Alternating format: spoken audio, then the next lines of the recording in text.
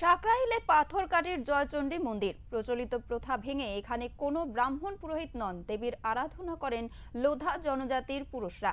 মন্দির প্রতিষ্ঠার পেছনে রয়েছে এক অলৌকিক কাহিনী, চলুন শুনে নেওয়া যাক।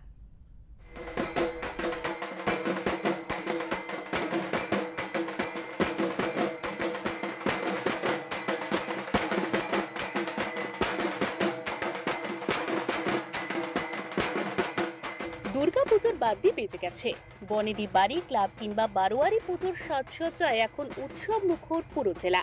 তবে এই উৎসবের জৌলুস ছাড়িয়ে ঝাড়গ্রাম জেলার সাকরাইল ব্লকের পাথরা গ্রাম পঞ্চায়েতের পাথরকাটি গ্রামের জয়চণ্ডী মন্দিরে পুজো চলছে নিয়ম নিষ্ঠা সহকারে, বহু বছরের ঐতিহ্য ধরে। লোধা অধ্যুষিত এই গ্রামে বছরের প্রতিটি দিনই নিত্য পুজো হয়ে থাকে। এখানে কোনো ব্রাহ্মণ পুরোহিত নন, লোধা জনজাতির পুরুষেরা নিজেরাই দেবীর পুজো করেন। অতীতে দুর্গাপুজোর সময় বাইরে থেকে পুরোহিত আনা হলেও ফলমূল নিয়ে অনিয়মের অভিযোগ ওঠায় স্থানীয় লোধা পুরোহিতেরা সেই প্রথা বন্ধ করেন।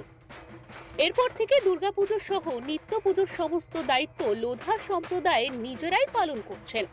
মন্দিরের ব্যবস্থাপনা থেকে শুরু করে পুজোর সামগ্রী পর্যন্ত সবই তাদের উদ্যোগে সম্পন্ন হয়। ঠাকুরদাদার আমল থেকে আমি দেখে আসছি কি হচ্ছে, আমাদের সিয়ারদাররা থাকছে 11 জনই হেল্প করে যে পূজা আরম্ভ করে, ষষ্ঠীর থেকে পুজোটা আরম্ভ করি আমরা। ষষ্ঠী, অষ্টমী, নবমী, দশমী পর্যন্ত পূজা থাকে, সবাই থাকে একসাথে যে পুজো আরম্ভ করি। কত পুরনো পুজো এটা? পুরানা ধরো বলা যায়নি যে পুরনো পুজোটা বহুদিনের।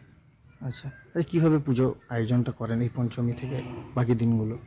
বাকি দিন মিষ্টান্ন পুজো হয় অষ্টমীর দিনে, আর নবমীর দিনে বলি পুজো হয় আমাদের এখানে। আচ্ছা, মা জয়চণ্ডীর বলি পুজোটা হয়ে যায়।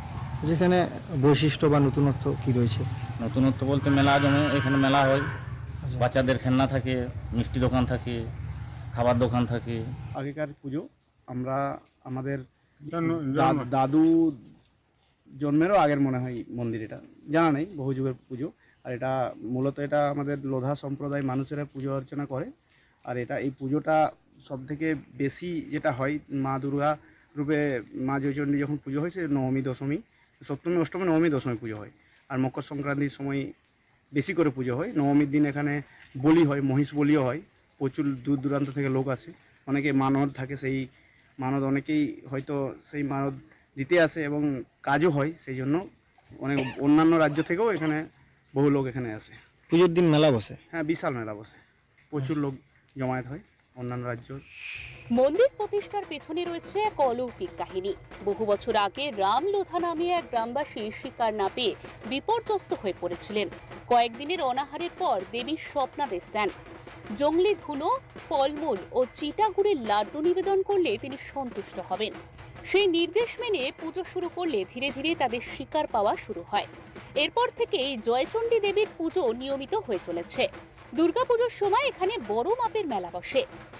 ঝাড়খণ্ড সহ বিভিন্ন এলাকা থেকে বহু ভক্ত এসে দেবীর আশীর্বাদ গ্রহণ করেন। জাগ্রত এই মন্দির শুধু ধর্মীয় বিশ্বাসের কেন্দ্র নয়, বরং স্থানীয় লোধা সমাজের ঐক্য, আত্মনির্ভরতা এবং ঐতিহ্যের এক অনন্য উদাহরণ। এই বছরও নিয়ম নীতি মেনে পুজো শুরু হবে। গ্রামবাসীরা নিজেদের হাতে মন্দির পরিষ্কার, সাজসজ্জা ও পুজোর আয়োজন করছেন। উৎসবের আনন্দে ভরে উঠেছে পাথরকাটি গ্রাম। ঝাড়গ্রাম থেকে অরূপ ঘোষের রিপোর্ট, ওঙ্কার বাংলা।